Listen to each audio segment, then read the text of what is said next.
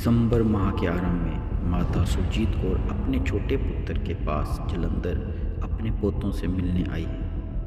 वे अपने पोतों से असीम प्यार करती हैं। उसने अपने पोतों का नाम तजिंदर सिंह व हरकीर्तन सिंह रखा है। धन्य श्री गुरु ग्रंथ साहिब जी के आए मुख वाक्य के प्रथम अक्षर पर ही उनका नाम रखा गया है।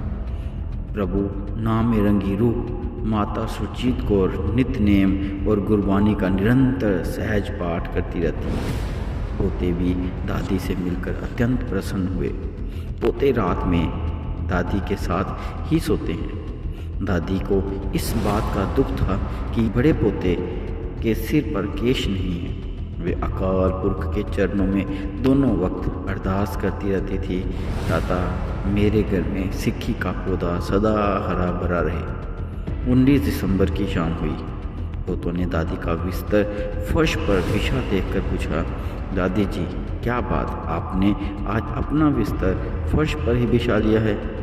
दादी ने लंबी सांस खींचते हुए हाथ जोड़कर कहा, धन्य दशमेश पिता, धन्य दशमेश पिता।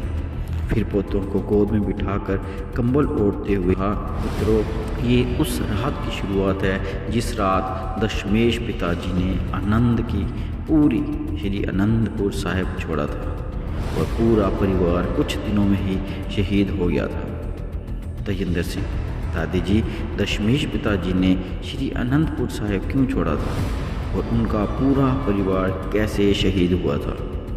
दादी, पुत्रों ये बहुत लंबा और कुर्बानियों भरा इतिहास है। हरकीर्तन सिंह और तजिंदर सिंह, दादी जी हम मम्मी पापा को भी लेकर आते हैं, हम सबको यही इतिहास सुनाओ कि श्री आनंदपुर साहिब में क्या क्या हुआ था।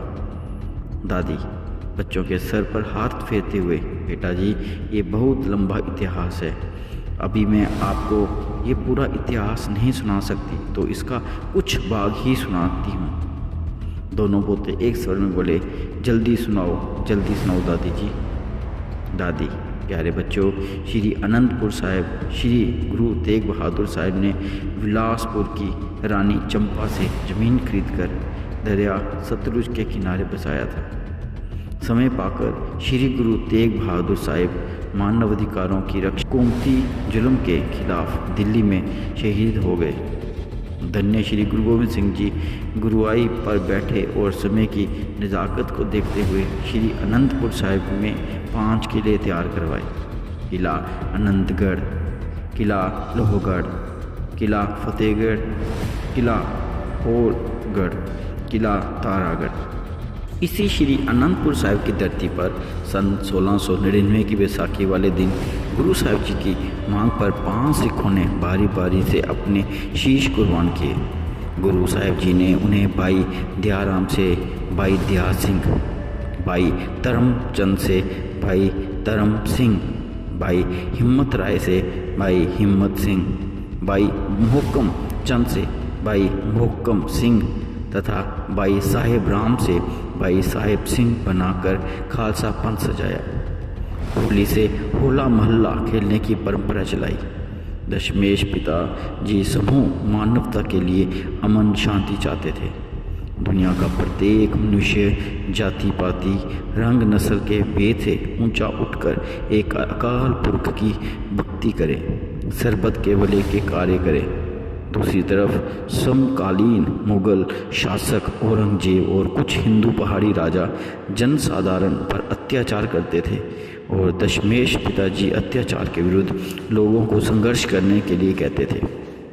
इसलिए पहाड़ी राजा और मुगल हुकूमत ने अनेक बार श्री आनंदपुर साहिब पर आक्रमण किए। वही पहाड़ी राजा थे जिनके पूर्वजों को छठम पातशाह जी ने ग्वालियर के किले से रिहा करवाया था। अत्याचारी लोग कभी भी सत्य को बर्दाश्त नहीं कर सकते। ये लोग सत्य की आवाज़ को ख़त्म करने के लिए हर प्रकार का जुल्म करने के लिए तैयार रहते हैं। गुरुगढ़ के परोपकार बुलाकर भाईदार के राजाओं ने औरंगजेब के पास जाकर फरियाद की कि श्री आनंदपुर साहिब पर आक्रमण करो और गुरु नानक साहिब जी द्वारा चलाए धर्म को ख़त्म कर दो। बुरी नीयत से मुगलों और भाईदार के राजाओं ने सूबा वजीर खान के नेतृत्व में सन 1704 ईस्वी के मध्य में लाखों की संख्या में फौज लेकर श्री अनंतपुर साहिब को घेरा डालकर आक्रमण कर दिया।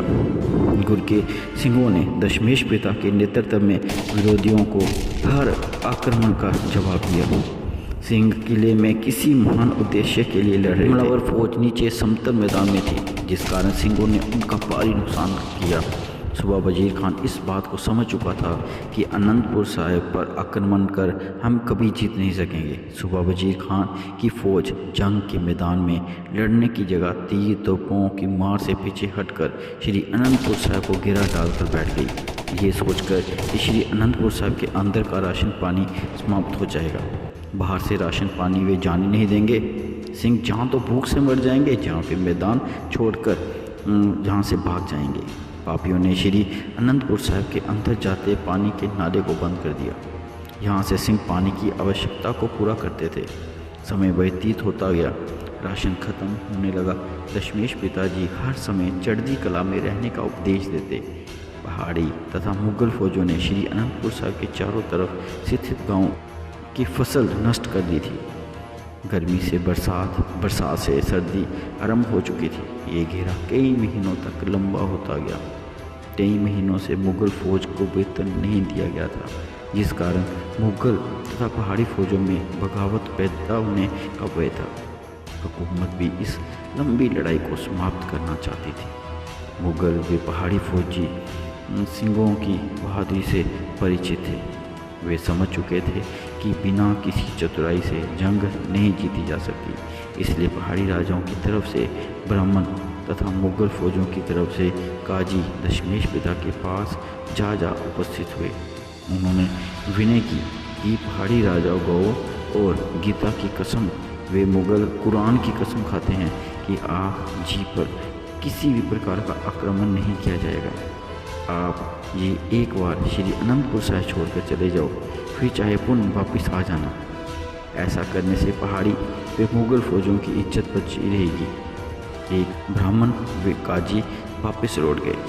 5 प्यारों के साथ परामर्श करने के पश्चात अकाल पुरख की रजा को स्वीकार करते हुए दशमेश पिताजी ने श्री अनंतपुर साहिब का किला छोड़ने का निर्णय कर लिया। 19वें 20 दिसंबर की मध्य रात्रि को सतगुरु जी अपने परिवार एवं सिंहों सहित किला आनंदगढ़ से कीर्तपुर साहिब की तरफ चल पड़े। इस जत्थे में 5 प्यारे, 4 साहिबजादे, भाई मनी सिंह जी, माता गुजर कौर जी और अन्य सिंह सम्मिलित थे। जब ये जत्था कीर्तपुर साहिब के निकट पहुंचा, पहाड़ी राजाओं एवं हुकूमत ने अपना धर्म ग्रंथों आदि की खाई कस्में तोड़कर दशमेश जी के जत्थे पर आक्रमण कर दिया। दशमेश पिताजी ने भाई उदय सिंह को इन दगाबाजों का मुकाबला करने के लिए कहा और शेष जत्था सरसा नदी की तरफ बढ़ने लगा। पहाड़ों में भारी बारिश होने के कारण सरसा नदी में बाढ़ जैसे हालात थे। सरसा नदी के तट पर भीषण युद्ध हुआ। बहुत से सिंह शहीद हो गए। दशमेश जी ने सरसा नदी को पार करने का आदेश दिया। कुछ सिंह सरसा नदी के तेज बहाव में बह गए। बहुत से धार्मिक तथा महत्वपूर्ण ग्रंथों भी सरसा नदी में बह गए। यहाँ पर गुरु साहिब का परिवार 3 भागों में बंटा। भाई मनी सिंह जी तथा गुरु के महल सुपत्नियाँ एक तरफ चले गए, दूसरी तरफ दशमेश पिता, बड़े साहिबजादे तथा कुछ सिंहों सहित सरसा नदी पार कर गए। तीसरी तरफ छोटे साहिबजादे एवं माता गुजरी जी सरसा नदी पार ना कर सके तो सरसा नदी के किनारे किनारे चल पड़े और जत्थे से बिछुड़ गए। कुछ दूर चलकर झाड़ियों का सहारा लेकर माता गुजरी जी छोटे साहिबजादों को लेकर बैठ गए। कड़ाके की ठंड थी, शीत हवा चल रही थी। माता गुजरी जी ने दूर एक झोंपड़ी में दिया जलता देखा। रात व्यतीत करने हेतु माता जी ने अपने पोतों को लेकर उस झोंपड़ी की तरफ बढ़ चले। झोंपड़ी के पास जाकर आवाज़ दी, है कोई सबका प्यारा? भीतर से कुमा माशकी बाहर आया और उसने पूछा, आप कौन हो? हर कीर्तन सिंह। दादी माँ, ये माशकी कौन होता है? दादी, बेटा, प्राचीन समय में मश्क में पानी लाकर पिलाने वाले को माशकी कहते थे। बच्चे, ठीक है दादी जी, आगे सुनाइए। दादी, माता गुजरी जी ने अपने तथा साहिबजादों के बारे में बताया। ये सुनकर कुमा माशकी ने माता जी के चरणों पर शीश झुकाया और अपनी झोंपड़ी में ले गया। ठंड से बचने के लिए मोटा कपड़ा दिया और खुद पास के गांव में लक्ष्मी के घर प्रसादा लेने चला गया। कुमा माशकी ने माई लक्ष्मी को माता गुजरी जी तथा साहिबजादों के बारे में प्रसादा तैयार करने हेतु कहा। माता लक्ष्मी ने प्रसादा तैयार कर और साथ में मोटे कपड़े देते हुए कहा, अब तुम प्रसादा ले जाओ, कल सुबह मैं खुद प्रसादा लेकर आऊँगी और साथ ही माता गुजरी जी के दर्शन भी कर लूँगी। माता गुजरी जी तथा साहिबजादों ने सुबह से कुछ नहीं खाया था। कुमा माशकी ने बड़ी श्रद्धा सहित प्रसादा छकाया तथा सोने के लिए ज़मीन पर बिस्तर बिछा दिया। जंग के भयानक मंजर से तथा दिन भर के थके हुए साहिबजादे माता जी के साथ सो गए। अगली सुबह माई लक्ष्मी प्रसादा लेकर आई। उसने अति श्रद्धा से प्रसाद छकवाया।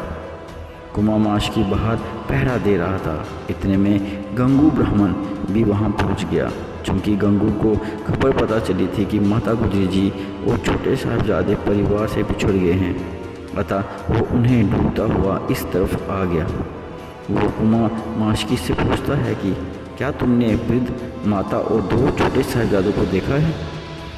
तेजिंदर सिंह, दादी माँ, ये गंगू ब्राह्मण कौन था?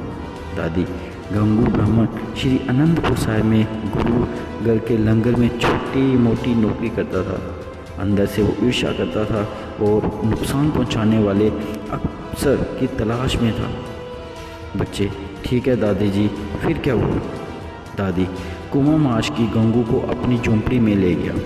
गंगू ने माता जी के चरणों पर शीश झुकाया और कहा, अब आप चिंता ना करें, मैं साहिबजादों को इनके बड़े भाइयों और गुरु पिता के साथ मिला दूंगा।